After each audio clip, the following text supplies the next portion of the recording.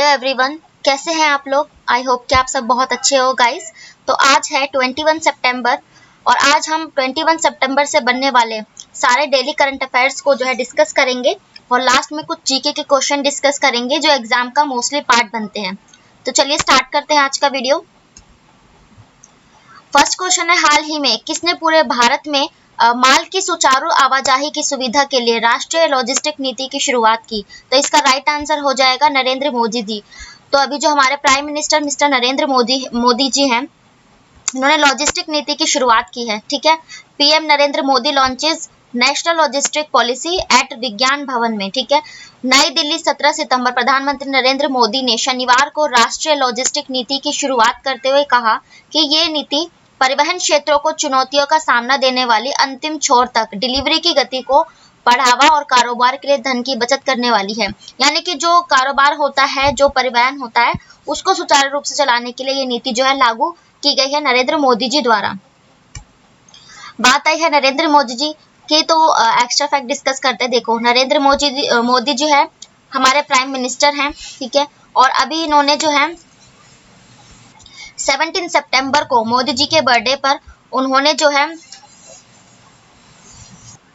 Namibia से जो है चीते मंगवाए नरेंद्र मोदी जी के जन्मदिन पर, और उन्होंने ब्लड डोनेशन कैंप चलाया जो 17 सितंबर से 2 अक्टूबर तक चलेगा। ठीक है, और union transport and road minister, मतलब हमारे जो सड़क और परिवहन मंत्री है, ये कौन है, तो ये नितिन गडकरी जी हैं। और वित्त मंत्री तो ये निर्मला सीतारमण जी हैं। और अभी इन्होंने जो है वुमेन कॉन्क्लेव 2022 की शुरुआत की है। गृह मंत्री तो ये हमारे गृह मंत्री अमित शाह जी हैं, जिन्होंने अभी स्टैचू ऑफ पीस की जो अनावरण है वो किया था जम्मू कश्मीर के श्रीनगर में। ये मोस्ट इम्पोर्टेंट है और आप लोग याद रखना। देखते हैं नेक्स्ट क्वेश्चन। नेक्स्ट क्वेश्चन है, हाल ही में भारत और नाइजीरिया के ने संयुक्त रूप से गिनी की खाड़ी में एक एंटी पायो रेडिप ऑपरेशन किया है। भारत के किस आईएनएस ने इसमें भाग लिया, तो इसका राइट आंसर हो जाएगा आईएनएस तरकश। तो अभी जो आईएनएस तरकश है, इसने भारत और नाइजीरिया के बीच संयुक्त अभ्यास जो है उसमें पार्टिसिपेट किया। INS Tarkash, guided visit of INS Tarkash. ठीक है, विभिन्न प्रकार के हथियारों और सेंसरों से लैस भारतीय नौसेना का पोत आईएनएस तरकश भारत और नाइजीरिया के रिश्तों को मजबूत करने के लिए, मतलब जो उनके संबंध है उनको बेहतरी देने के लिए गुरुवार को लागोस पहुंचा। इस यात्रा का आयोजन भारत और नाइजीरिया में राजनयिक संबंधों की स्थापना की 60वीं जयंती पर किया गया। मतलब जो उनके राजनयिक संबंध थे उसकी 60वीं जयंती थी, उस पर किया गया आईएनएस तरकश। तो चलिए अदर ऑप्शंस पे डिस्कस करते हैं। आईएनएस तारागिरी, अभी हाल ही में आईएनएस तारागिरी प्रोजेक्ट 17A के तहत इसे तीसरा जो आईएनएस बनाया गया। तो आईएनएस तारागिरी तो थर्ड था, तो पहले कौन से थे, तो आईएनएस उदयगिरी और आईएनएस नीलगिरी। ये 17A प्रोजेक्ट के तहत ये जो है 3 प्रोजेक्ट थे। ठीक है, तो ये आईएनएस उदयगिरी, तारागिरी और नीलगिरी। और आईएनएस उदयगिरी जो है वो 15B के तहत लाया गया था। और आईएनएस उदयगिरी और आईएनएस सूरत ये मंझगांव डॉकयार्ड है। ठीक है, और इनको जो उदयगिरी है वो 15B के तहत लाया गया, और जो ये तारागिरी है वो प्रोजेक्ट 17A के तहत लाया गया। और अभी जो हमने आजादी का 75वां महोत्सव मनाया, उसमें भी हमने जो है 6 पनडुब्बियां लानी थी। तो उसमें कौन से थे, तो वो के से थे। देखो 3 के से थे और 3 जो है वो वी से थे। तो के से कौन से थे, तो ये के से थे कलवरी, करंजी और खंडेरी, और वी से वेला, वागसीर और वेला, वागसीर। एक सेकंड, वी से थे वेला, वागीर और वागसीर। तो ये जो 6 पनडुब्बियां है हम आजादी के 75 प्रोजेक्ट 75 और आजादी के 75वें महोत्सव के तहत लाए थे। और आईएनएस विक्रांत तो अभी हाल ही में आपको पता ही होगा, ये आईएनएस विक्रांत कोच्चि शिपयार्ड में नरेंद्र मोदी जी ने इसका लोकार्पण किया। और ये जो है पहला स्वदेशी जो इंडिजियस जो है पोत है, और पहला इससे कौन सा था, तो ये विक्रमादित्य था। आईएनएस कोलकाता तो ये मॉरिशस गया हुआ था। ठीक है, आईएनएस कोलकाता ये मॉरिशस की उस पर गया था। और एक और बंदरगाह आप लोग याद रखेंगे, आईएनएस सफागा, आईएनएस सफागा कहाँ का है? तो ये मिस्र का बंदरगाह है आईएनएस सफागा। देखते हैं नेक्स्ट क्वेश्चन। नेक्स्ट क्वेश्चन है, हाल ही में रिलायंस जनरल इंश्योरेंस कंपनी ने किसके साथ लोगों को बेहतर स्वास्थ्य सुविधाएं प्रदान करने के लिए Reliance health gain policy launch की है? तो इसका राइट आंसर हो जाएगा पेटीएम। तो अभी जो हाल ही में पेटीएम और रिलायंस जनरल हेल्थ इंश्योरेंस इन दोनों ने मिलकर जो है पेटीएम पर आवश्यक विवरण भरकर कुछ ही मिनटों में जनता को रिलायंस हेल्थ गेन पॉलिसी अनुकूलन योग्य स्वास्थ्य बीमा उत्पादों की पेशकश करने के लिए पेटीएम के साथ हाथ मिलाया है जनरल इंश्योरेंस कंपनी ने। इस साझेदारी के साथ रिलायंस जनरल इंश्योरेंस और पेटीएम का उद्देश्य है देश में बीमा पैक को बढ़ावा देना, मतलब जो एलआईसी जो बीमा लोग कराते हैं उसको बढ़ावा देना। बात है पेटीएम की, तो देखो पेटीएम की स्थापना कब हुई थी? तो पेटीएम की स्थापना हुई थी 2010 में और इसका मुख्यालय कहाँ है? तो ये नोएडा में है। देखो कैसे आप रिलेट करोगे, पेटीएम में भी आता है, ठीक है, और देखो 10 भी हम जो है 10 बोलते हैं उसमें भी टी, तो पेटीएम, टी से पेटीएम और टी से 10, ठीक है। तो ऐसे कुछ शॉर्ट ट्रिक्स है, बस हम कुछ रिलेट कर लेते हैं पढ़ाई में और कुछ एंजॉय करके पढ़ते हैं, तो बस हमें वो माइंड से स्किप नहीं होती। और अगर हम किसी चीज़ों को बार बार रिलेट करते हैं या कुछ ऐसी शॉर्ट ट्रिक्स बन सकती है जो हम रिलेट कर सकते हैं, तो वो मैं आपके साथ ज़रूर शेयर करूंगी। और साथ ही में कुछ एक्स्ट्रा फैक्ट्स भी डिस्कस करते चलेंगे ताकि जो है हमारा जीके भी कवर होता रहे, एक्स्ट्रा फैक्ट्स भी, ठीक है। और पेटीएम के जो मुख्यालय है वो नोएडा में है। पेटीएम के जो सीईओ है वो कौन है? तो ये विजय शेखर शर्मा है। और अब बात करते हैं गूगल, तो गूगल के सीईओ कौन है? ये सुंदर पिचई है। और ट्विटर को अभी हाल ही में एलन मस्क जो दुनिया के सबसे अमीर व्यक्ति है उन्होंने खरीदना चाहता 44 मिलियन डॉलर में, लेकिन उन्होंने कुछ है जो ट्विटर ने उन्हें कुछ है जो ठीक से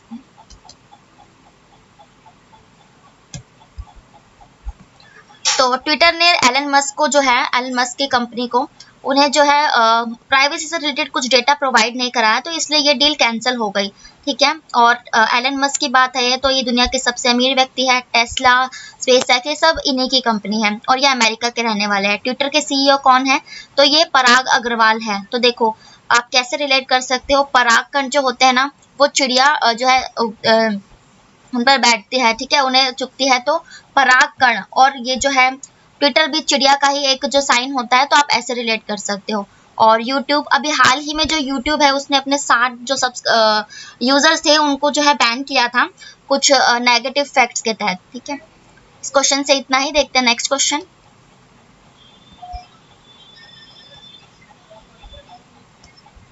नेक्स्ट क्वेश्चन है, देश में पर्यटन के क्षेत्र में विकास से संबंधी मुद्दों पर चर्चा करने के लिए पर्यटन राज्य मंत्रियों का सम्मेलन, एक राष्ट्रीय सम्मेलन कहाँ आयोजित किया जाएगा? तो इसका राइट आंसर हो जाएगा धर्मशाला। तो अभी जो धर्मशाला है, धर्मशाला कहाँ है? तो ये शिमला में है। तो ये जो धर्मशाला है वहां पर पर्यटन मंत्रियों का सम्मेलन हुआ। हिमाचल प्रदेश के मुख्यमंत्री जयराम ठाकुर ने आज धर्मशाला में देश के विभिन्न राज्यों में पर्यटन मंत्रियों के रात्रि भोजन का आयोजन भी किया और 18 से 20 सितंबर तक ये पर्यटन जो है चलेगा। इस अवसर पर मुख्यमंत्री ने सम्मेलन में भाग लेने वाले सभी प्रतिनिधियों का स्वागत किया और कहा कि ये आयोजन न केवल भविष्य के परिदेश को ध्यान में रखते हुए देश भर में पर्यटन क्षेत्र को भी बढ़ावा देगा, बल्कि हिमाचल प्रदेश के लिए भी एक महत्वपूर्ण कार्य करने में महत्वपूर्ण योग्यता निभाएगा। मतलब जो ये टूरिज्म है ये पर्यटन को बढ़ावा देगा, ठीक है। और बात आई है धर्मशाला की, तो देखिए इसका कुछ एक्स्ट्रा फैक्ट डिस्कस करते हैं। धर्मशाला में ही जो अभी जो महिला पुलिस का सम्मेलन ये शिमला में हुआ, हिमाचल प्रदेश के शिमला में। और धर्मशाला में क्या हुआ था, तो हाल ही में कुछ महीने पहले मुख्य सचिवों की बैठक, यानी कि केंद्र के ये मोदी जी थे और राज्यों के जो आईएएस स्तर के अधिकारी होते हैं ना उनकी बैठक धर्मशाला में ही हुई थी। और अहमदाबाद में अभी अटल ब्रिज का निर्माण जो है उद्घाटन किया नरेंद्र मोदी जी ने। कैसे रिलेट करोगे? देखो ए से अहमदाबाद और ए से अटल ब्रिज, अगर हम कुछ चीजें रिलेट कर सकते हैं तो वो हम जरूर कर सकते हैं, जिससे कि हम जो है ना उसको रिलेट करने में, इजीली लर्निंग करने में इजीएस्ट हो, ठीक है। तो आज से अहमदाबाद में आज से अटल ब्रिज का निर्माण नरेंद्र मोदी जी द्वारा जो है करवाया गया। और गुजरात जो है, ये जो अहमदाबाद है साबरमती नदी के किनारे बसा हुआ है। और न्यू दिल्ली, तो अभी न्यू दिल्ली में जो है सबसे बड़ा जो अभी जो अमृत महोत्सव मनाया गया था उसमें सबसे बड़ा जो झंडा ये न्यू दिल्ली में ही बनवाया गया। यहाँ के मुख्यमंत्री कौन है? तो ये है अरविंद केजरीवाल। और ड्रोन नीति जो ड्रोन उत्सव मनाया गया वो मनाया गया, सबसे बड़ा उत्सव नई दिल्ली में ही मनाया गया था। सूरत, तो ये ताप्ती नदी के किनारे बसा हुआ है, गुजरात में है, ठीक है। और सूरत को जो है हीरा व्यापार और सूती कपड़ा उद्योग के लिए जो है फेमस है। इस क्वेश्चन से इतना ही। देखते हैं नेक्स्ट क्वेश्चन। नेक्स्ट क्वेश्चन है, अमेरिकी एजेंसी और यूनिसेफ ने हाल ही में अंतर्राष्ट्रीय विकास को बढ़ावा देने के लिए दूरदर्शन और यूट्यूब श्रृंखला यानी कि सीरीज दूर से नमस्ते कहाँ लॉन्च की? तो इसका राइट आंसर हो जाएगा न्यू दिल्ली। तो अभी हाल ही में जो ये यूनिसेफ है और अमेरिकी यूएस एजेंसी ने, इन दोनों ने जो है ना दूरदर्शन और यूट्यूब की सीरीज को दूर से नमस्ते एक प्रमोट करने के लिए एक योजना शुरू की। तो ये न्यू दिल्ली में की। ये देखो, दूर से नमस्ते, living in the national new normal. और अंतर्राष्ट्रीय विकास के लिए अमेरिकी एजेंसी यूनिसेफ ने नई दिल्ली में आयोजित समारोह में दूरदर्शन और यूट्यूब से दूर से नमस्ते शुभारंभ किया। दूर से नमस्ते एक टेलीविजन श्रृंखला है जो महामारी के बाद यानी कि अभी जो कोरोना आया था उसके बाद दुनिया में स्वस्थ व्यवहार को बढ़ावा देने के लिए ये एक काल्पनिक हिंदी श्रृंखला है, मतलब एक हिंदी सीरीज होगी जिसे एक मनोरंजन शिक्षा प्रारूप में विकसित किया गया। मतलब इसमें मनोरंजन भी होगा और शिक्षा भी होगी, जो महामारी के बाद दुनिया की चुनौतियों को उजागर करती है। मतलब अभी कोविड के बाद जो है जॉब नहीं मिल रही थी और कितना जो बुरा हाल हुआ था, और कोविड के बाद जो है बिजनेस भी इतना जो है ग्रो नहीं किया। तो इन्हीं सब चीज़ों के लिए ये जो है सीरीज बनाई गई है और प्रथाओं को अपनाने को बढ़ावा देगी। कार्यक्रम का जो प्रसारण है रविवार को 11 बजे से दोपहर 12 बजे तक किया जाएगा। अब बात आई है न्यू दिल्ली की, तो देखो दिल्ली से कुछ एक्स्ट्रा फैक्ट डिस्कस करते हैं। दिल्ली जो है ना 1911 में जो है 11 में प्रस्ताव आया था कि इसको देश की राजधानी बनाना है, और पारित कब हुआ? तो ये 1912 में पारित हुआ कि दिल्ली जो है देश की राजधानी बनेगी। और ये यूटी यानी कि केंद्र शासित प्रदेश कब बनी? तो ये केंद्र शासित प्रदेश बनी थी 1956 में, ठीक है, यूटी बनी थी। और इसका में पहला हाई कोर्ट कब बना? तो इसके 10 साल बाद यानी कि जो 1966 में न्यू दिल्ली का पहला हाई कोर्ट बना। इसके पहले सबसे पहले मुख्यमंत्री कौन थे? तो ये चौधरी चरण सिंह थे, ठीक है। और न्यू दिल्ली में ही जो है ड्रोन उत्सव मनाया गया। और दिल्ली जो है सबसे जो पोल्यूटेड शहर मानी जा रही है दुनिया में, इसके लिए हरियाली उत्सव नई दिल्ली में बनाया गया। शॉपिंग फेस्टिवल 2023 में भी न्यू दिल्ली में ही मनाया जाएगा। और जो एक वॉर मेमोरियल है वो न्यू दिल्ली में ही है। और बात करें मध्य प्रदेश, तो मध्य प्रदेश में अभी जो है कूनो नेशनल पार्क में बाहर से जो है नामीबिया से चीते लाए गए हैं, अफ्रीका का एक देश है। और नरेंद्र मोदी जी के जन्मदिन पर ये 5 जो चीते होंगे वो मादा और 3 नर होंगे। और मध्य प्रदेश में कूनो नेशनल पार्क के अलावा देखो पेंच, सतपुड़ा, बांधवगढ़, वन विहार, ये सब मध्य प्रदेश में ही है। और मध्य प्रदेश ने मुंबई को हराकर सबसे अभी पहली बार जो है रणजी ट्रॉफी अपने नाम की थी। देखो एम से मध्य प्रदेश और एम से ही होता है मुंबई, आप ऐसे रिलेट कर सकते हो। उत्तर प्रदेश, तो बात करें उत्तर प्रदेश की तो इसके मुख्यमंत्री है योगी आदित्यनाथ जी। नमस्ते योजना, सक्षम पोर्टल, और जो वाटर कंजर्वेशन में ना उत्तर प्रदेश ही टॉप पर था। नमस्ते योजना, सक्षम पोर्टल, परिवार कार्ड योजना, और ओएनडीसी से जुड़ने वाला जो पहला राज्य था वो उत्तर प्रदेश ही था, जिसकी जो एम्बेसडर थी, ब्रांड एम्बेसडर, वो कंगना रनौत ने उनको जो है इनॉग्रेट किया था। न्यू दिल्ली के मुख्यमंत्री हैं अरविंद केजरीवाल जी। बैंगलोर, तो अभी बैंगलोर के कर्नाटका में एसबीआई ने अपना पहला स्टार्टअप खोला। देखो एसबीआई में भी जो है बी आता है और बैंगलोर में भी। तो एसबीआई बैंगलोर यानी कि कर्नाटका में, और एसबीआई का मुख्यालय कहाँ है? तो ये बॉम्बे में है। बैंगलोर यानी कि जो इसरो इंडियन स्पेस और रिसर्च ऑर्गेनाइजेशन का मुख्यालय भी बैंगलोर के कर्नाटका में ही है, ठीक है। तो इस क्वेश्चन से इतना ही। देखते हैं नेक्स्ट क्वेश्चन। हाल ही में किरीट पारिक समिति की स्थापना की गई, ये किस क्षेत्र से संबंधित है? आप जो है ना गैस मूल्य निर्धारण करना, इसका राइट आंसर हो जाएगा गैस मूल्य निर्धारित करना। अभी हाल ही में जो किरीट पारिक समिति है, ये गैस की कीमतें जो बढ़ रही हैं, जो आपको पता ही है अभी मंदी का दौर चल रहा है, तो उसके सरकार की तरफ से बनाई गई ये एक समिति है।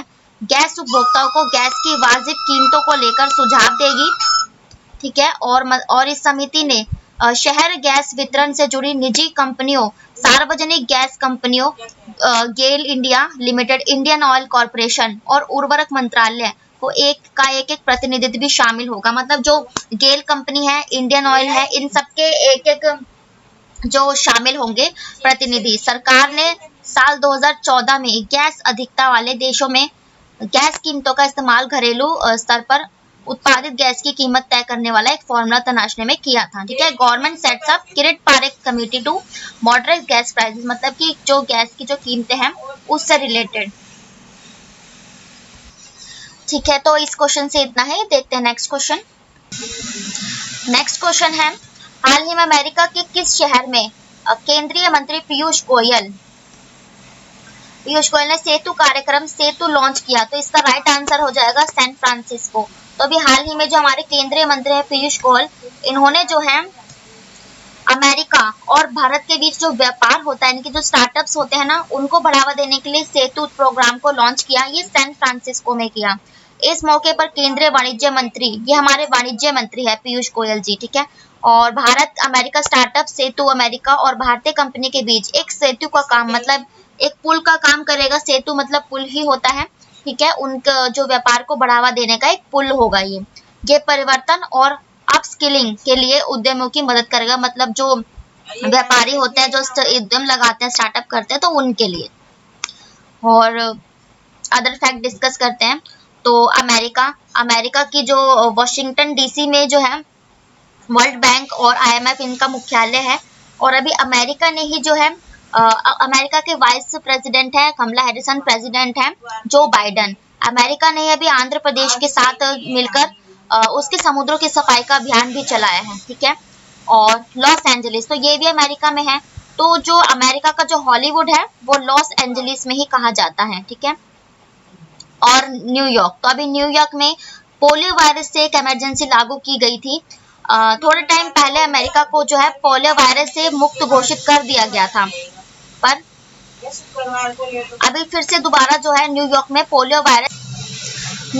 अभी पोलियो वायरस के चलते जो है इमरजेंसी लागू कर दी गई। और कनाडा, तो देखो अभी हैंडगन नियम पारित करने वाला पहला देश कनाडा ही बना था।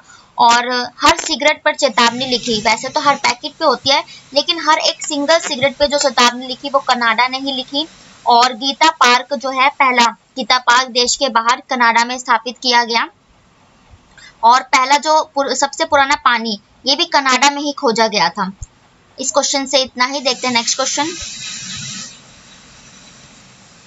नेक्स्ट क्वेश्चन है, हाल ही में भारत के मुख्य न्यायाधीश कौन है? ये उदय उमेश ललित। उनके द्वारा किस शहर में सिविल सेवाओं के लिए राष्ट्रीय कानूनी सेवा प्राधिकरण नालसा केंद्र का उद्घाटन किया गया है? तो इसका राइट आंसर हो जाएगा न्यू दिल्ली। देखो, एन से नालसा, ठीक है, और एन से न्यू दिल्ली, आप इसको भी इजीली रिलेट कर सकते हो। तो अभी हाल ही में जो हमारे चीफ जस्टिस हैं उदय उमेश ललित जी, और उन्होंने यूयू ललित ने राष्ट्रीय विधिक सेवा प्राधिकरण यानी कि नेशनल लीगल सर्विसेज अथॉरिटी, ये नालसा की फुल फॉर्म है, के नवनिर्मित राष्ट्रीय कार्यालय सेंटर फॉर सिटीजन सर्विस का मंगलवार को उद्घाटन किया। नालसा को दी गई जैसलमेर हाउस की जगह का उपयोग अब किया जाएगा।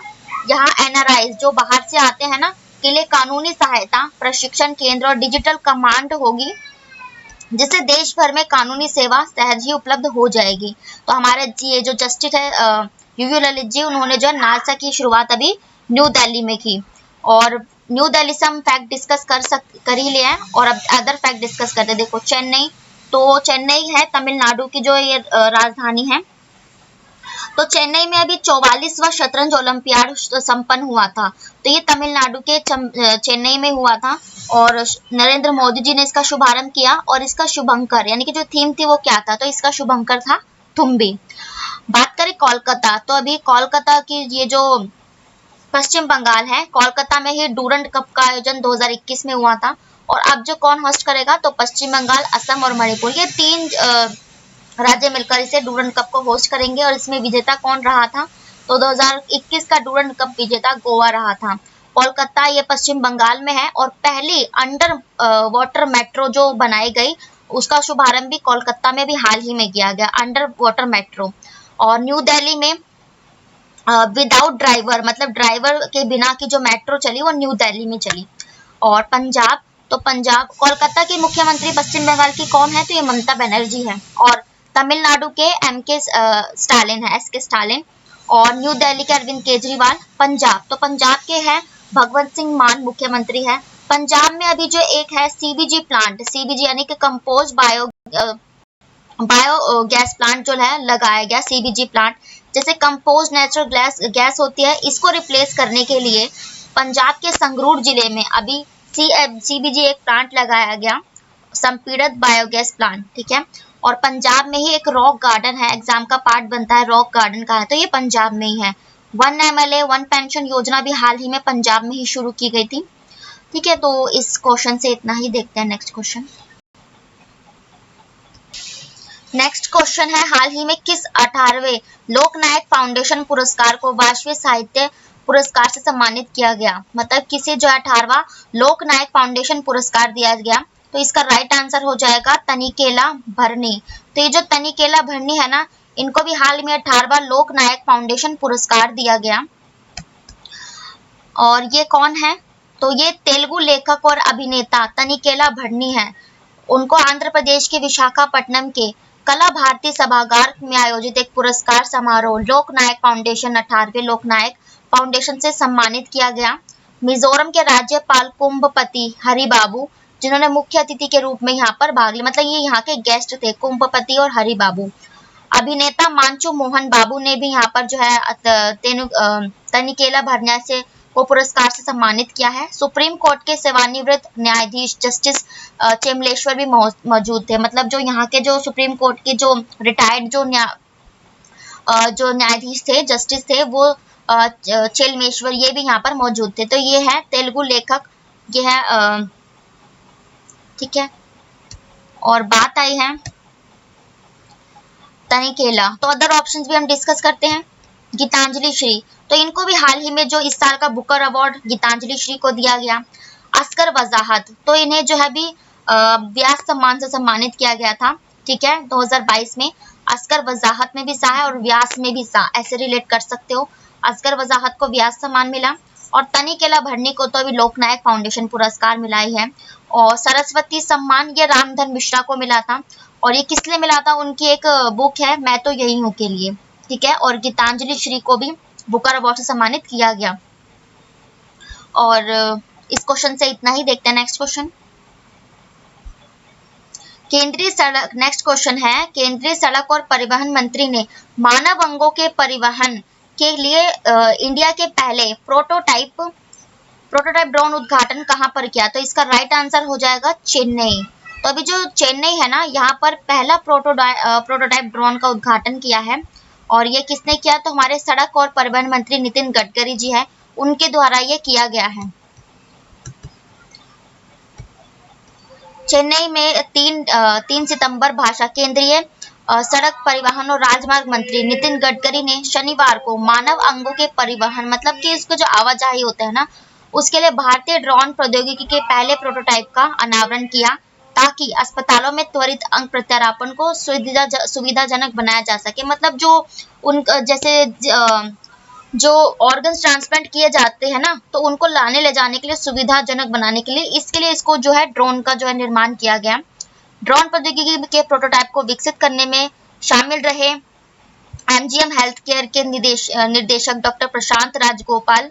और फिर इन्होंने कहा कि फिलहाल ड्रोन का इस्तेमाल अंगों वाले बॉक्स को 20 किलोमीटर की दूरी तक के लिए ले जाने के लिए किया जा सकता है। मतलब 20 किलोमीटर की दूरी जो है तय कर सकता है। तो इसके लिए जो अभी मंजूरी मिल गई है, ये किया है चेन्नई में हमारे जो केंद्रीय सड़क और परिवहन मंत्री नितिन गडकरी जी ने। और शिमला से देखो, अभी हम डिस्कस कर ही चुके हैं, मुख्य सचिवों का जो सम्मेलन हुआ और पुलिस महिला का सम्मेलन शिमला में ही हुआ। चेन्नई अभी डिस्कस कर ही चुके हैं, बैंगलोर भी, न्यू दिल्ली भी, ठीक है। तो इस क्वेश्चन से इतना ही, देखते हैं अब नेक्स्ट क्वेश्चन।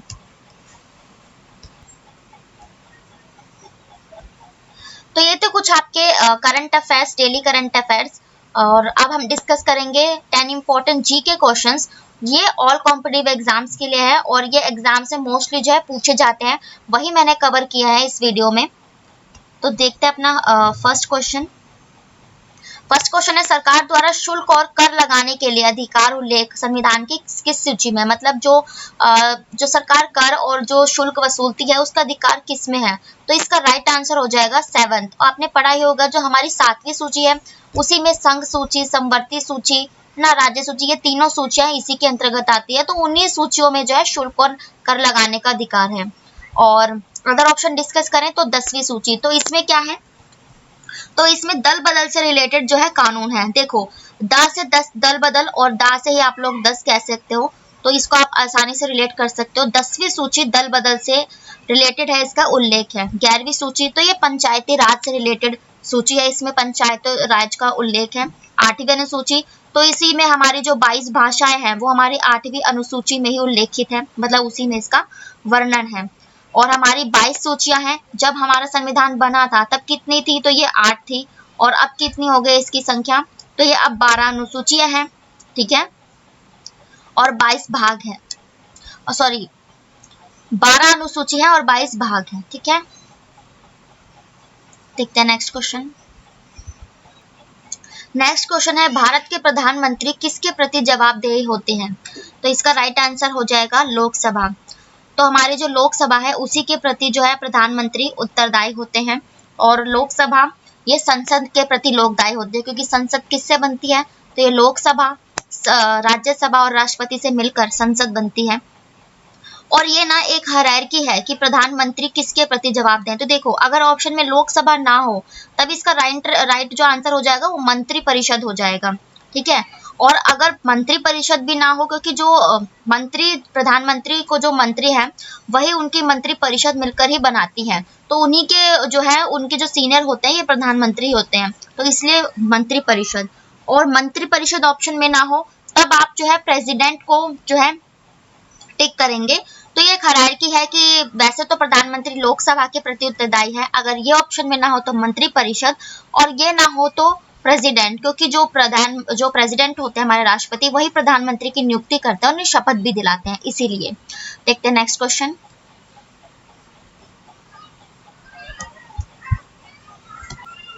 नेक्स्ट क्वेश्चन है, संविधान का कौन सा अनुच्छेद सुप्रीम कोर्ट को उसके कार्य द्वारा पारित किए गए, उसके द्वारा जो पारित किए गए निर्णय या आदेश होते हैं ना उनकी समीक्षा यानी कि रिव्यू करने का अधिकार ये कौन सा अनुच्छेद देता है। मतलब जो सुप्रीम कोर्ट के जो न्यायाधीश होते हैं वो अगर कोई अधिनियम या आदेश पारित करते हैं तो वो उनका रिव्यू, मतलब एक बार दोबारा उनको देख सकते हैं कि उसमें क्या गलत कैसे, तो इसका आंसर है आर्टिकल 137।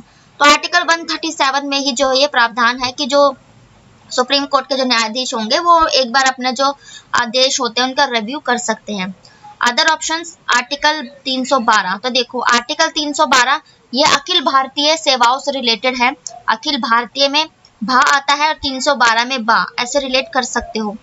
और अनुच्छेद 263, तो ये अनुच्छेद 263 जो होता है ना तो ये होता है परिषद के लिए, ठीक है। परिषद से रिलेटेड जो अनुच्छेद है वो 263 है, 263 और परिषद है ना, ऐसे बोलते हो ना, शद और 263, तो इसका यही राइट आंसर हो जाएगा। 263 में जो उल्लेख है वो परिषद से है, अनुच्छेद 312 अखिल भारतीय सेवाएं, और अनुच्छेद 137 ये आदेशों की जो समीक्षा रिव्यू करने के लिए।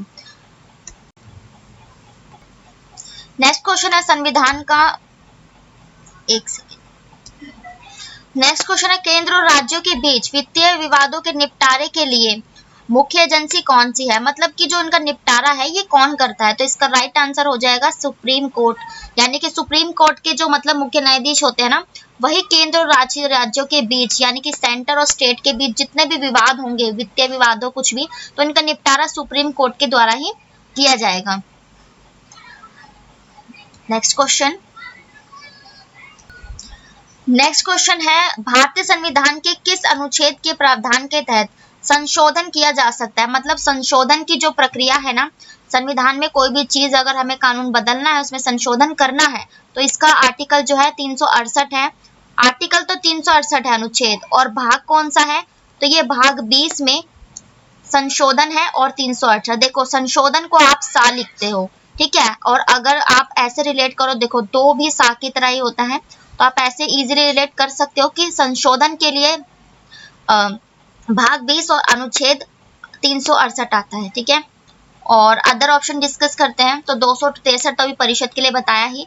और आर्टिकल 19, तो देखो 19 से लेकर जो 22 तक होता है ये हमारी स्वतंत्रता से जो रिलेटेड मौलिक अधिकार है, अनुच्छेद 19 से 22 तक है। और अनुच्छेद 23, तो देखो 19 से 22 तक तो हमारी स्वतंत्रता का मौलिक अधिकार है, और 23 तो ये हमारा शोषण के विरुद्ध अधिकार अनुच्छेद 23 के अंतर्गत ही आता है। नेक्स्ट क्वेश्चन, नेक्स्ट क्वेश्चन है, किसने कहा था महात्मा गांधी को अर्धनग्न भिखारी, मतलब कि महात्मा गांधी को जो है ना अर्धनग्न फकीर या भिखारी कहा था। तो इसका राइट आंसर हो जाएगा चर्चिल, ठीक है। और ये जो लॉर्ड चर्चिल थे ना, तो इन्होंने ही जो है महात्मा गांधी जी को अर्धनग्न फकीर कहा था। और ये जो अदर ऑप्शन डिस्कस करते हैं, लॉर्ड माउंटबेटन, तो लॉर्ड माउंटबेटन। और ये जो चर्चिल है, ये चर्चिल ब्रिटेन का एक अवार्ड भी है इसके नाम पर, जो अभी यूक्रेन के जो है राष्ट्रपति को दिया गया चर्चिल अवार्ड, तो ये उसी से संबंधित वहां के लॉर्ड भी रह चुके हैं ब्रिटेन के। वॉरेन हेस्टिंग्स, तो वॉरेन हेस्टिंग्स जो है ये बंगाल में जब द्वैध शासन लगा था ना, तो ये कब लगा था ये 1764 में तो बक्सर का युद्ध हुआ था। उसके बाद 1765 था, उसमें जो है बंगाल में द्वैध शासन लगाया गया था। तो ये जब लगाया गया तो रॉबर्ट क्लाइव थे, लेकिन इसे खत्म किसने किया, तो ये वॉरेन हेस्टिंग ने किया था। तो ये खत्म किया था 1792 में, 1792 में वॉरेन हेस्टिंग्स ने बंगाल में द्वैध शासन को खत्म किया था। लॉर्ड हॉर्डिंग, तो जब दिल्ली का जो बनाया गया था, दिल्ली को जो राजधानी बनाया गया, जो निर्माण किया, उस समय लॉर्ड हॉर्डिंग ये थे, ठीक है। नेक्स्ट क्वेश्चन देखते हैं। नेक्स्ट क्वेश्चन है, डॉक्टर राजेंद्र प्रसाद को राष्ट्रपति के रूप में किसने चुना, मतलब राष्ट्रपति तो उन्हें बनाया, हमारे पहले राष्ट्रपति डॉक्टर राजेंद्र प्रसाद ही थे, उनको चुना किसने, तो इसका राइट आंसर हो जाएगा संविधान सभा। तो हमारी जो संविधान सभा थी ना, इन्होंने ही जो डॉक्टर राजेंद्र प्रसाद थे उन्हें हमारा जो है पहला राष्ट्रपति चुना था। संविधान सभा का जो है प्रस्ताव मतलब कब लाया गया था, तो ये 1935 में 1935 में लाया गया। और 1935 में कई सारे हमारे जो प्रावधान थे, जब तक कि जो देश आजाद हुआ था, हमारा संविधान नहीं बन गया था, तो 1935 में जितने कानून थे तो वो उसी के अकॉर्डिंग जो है चल रहा था। और संविधान सभा 1935 में पारित किया गया। इसकी जो है 3 बैठकें हुई, 9, 11 और 13 दिसंबर 1946 में। और 1935 में ही जो है RBI, reserve bank of India का भी जो है निर्माण किया गया था, उसे बनाया गया था। 1935 में ही रिजर्व बैंक ऑफ इंडिया आया था। अब देखते हैं नेक्स्ट क्वेश्चन।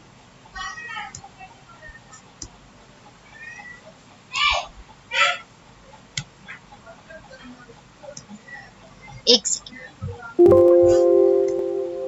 देखते हैं नेक्स्ट क्वेश्चन। तो ये थे आपके कुछ करंट अफेयर्स और जीके के क्वेश्चंस जो एग्जाम का पार्ट बनते हैं। और करंट अफेयर्स तो अभी हाल ही में आप जानते हो कि हर एग्जाम का जो है ये मोस्टली पार्ट बन ही चुके हैं, ज्यादातर इनकी संख्या जो पूछने की बढ़ती ही जा रही है। तो मेरा उद्देश्य यही रहता है जो दूर दराज में भी लोग रहते हैं उन तक ये वीडियो पहुंच पाए, वो उनका भी जो है एग्जाम के ओरिएंटेड जो है सारे जीके जो है जीके और रियली करंट अफेयर्स जो है कवर हो पाए। तो उम्मीद करती हूँ कि मैंने अच्छे से आपको डिस्क्राइब किया, ठीक है। और ऐसी ही वीडियो की नोटिफिकेशन, नॉलेजेबल वीडियो के लिए प्लीज़ मेरे चैनल को सब्सक्राइब करें। और वीडियो पसंद आई तो लाइक ज़रूर करें, शेयर करें, सब्सक्राइब करें। और अगर कोई सुझाव हो तो उसे भी कमेंट बॉक्स में बताइए। और वीडियो कैसी लगी ये भी कमेंट बॉक्स में ज़रूर बताइएगा। Thank you so much. मिलती हूँ नेक्स्ट वीडियो में ऐसे ही कुछ जीके और डेली करंट अफेयर्स के साथ। तब तक के लिए bye, take care, Radhe Radhe.